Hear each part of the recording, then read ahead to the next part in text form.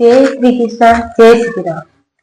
आप सबका स्वागत है मेरे YouTube चैनल भारतीय संस्कृति में और आप सबका बहुत बहुत धन्यवाद। अगर मेरा वीडियो पसंद आए तो लाइक करें, सब्सक्राइब करें, हो सके तो शेयर भी कर देना।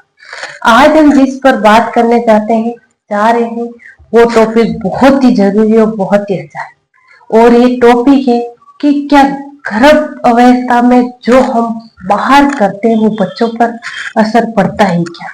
जो हम गर्भ अवस्था में करते हैं, गर्भ में जब बच्चा पल रहा हो, जो हम खा रहे हैं, पी रहे हैं, जा रहे हैं, जो पढ़ रहे हैं, जो कुछ भी करें, क्या उसका बच्चे पर असर पड़ रहा है? 100% बच्चे पर असर पड़ रहा है। ये सत्य है कि जो हम गर्भ अवस्था, जो भी महिला गर्भ अवस्था में है और वो जो कुछ भी कर रही है उससे बच्चे पर 100% असर पड़ता है। अगर हम अच्छे कार्य कर रहे हैं, अच्छी अच्छी बुक पढ़ रहे हैं, अगर कोई सूरवीर की बुक पढ़ रहे हैं तो वो बच्चे पर असर पड़ रहा है।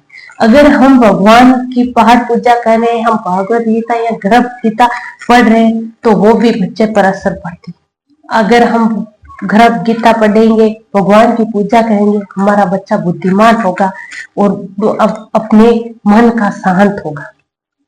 वैसे ही हम कोई गलत कार्य कर रहे हैं तो वो भी बच्चों पर असर पड़ता है, बच्चा वही करेगा।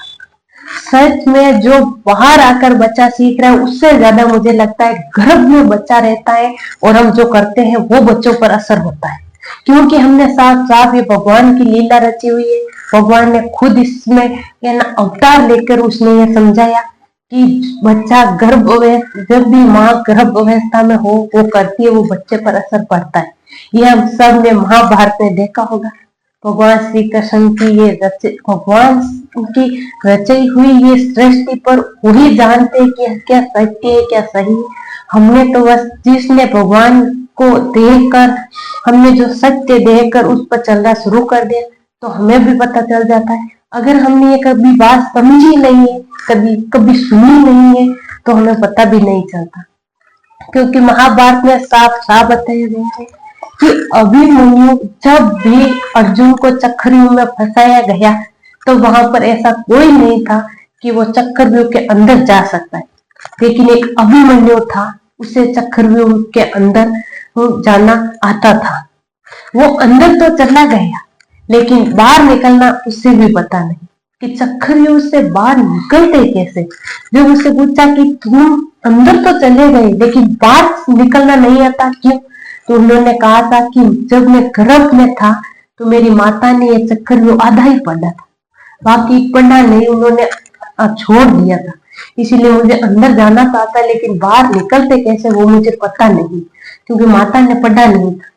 तो ये भगवान की लीला है। भगवान ने खुद यह अवतार ले लेकर सब लोगों को समझाया है कि जो माता अपने गर्भ अवस्था में करती है वो बच्चों पर असर पड़ता है।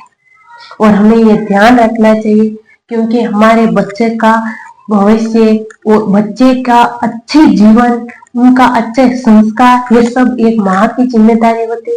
इसीलिए जब वो हम गर्भ धारण कर ले उसी दिन से हमें इन चीजों का ध्यान रखना चाहिए और हमें इस बात को सोच समझ कर करना चाहिए कि हमें अपने बच्चों को किस तरह से संस्कार देना है, किस तरह हमें क्या पढ़ना चाहिए, कैसा हमारे बच्चों को कैसा बनाना चाहिए, ये सब एक माँ पर निर्भर करता है।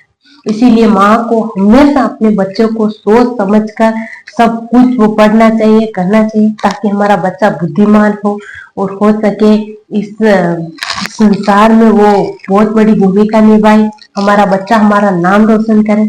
इसीलिए गर्भ अवस्था में हर महिलाओं को ये ध्यान रखना चाहिए कि हमें या तो गर्भ गीता पढ़ो या रोज मंदिर जाकर भगवान की पूजा पाठ करो, हो सके ज्यादा टाइम नहीं तो वो बस टाइम मिले तो नाम जप भी करें, लेकिन गर्भ अवस्था में करना बहुत जरूरी होता है। अगर हो सके तो आपको मैं ये बात अच्छी लगी हो, अगर पसंद आई हो तो मेरे वीडियो को लाइक करें, शेयर करें और सब माता से निवेदन है कि वो अपने गर्भ अवस्था में अपने बच्चों पर, खासकर अपने गर्भ अवस्था में ही उस पर ध्यान दें।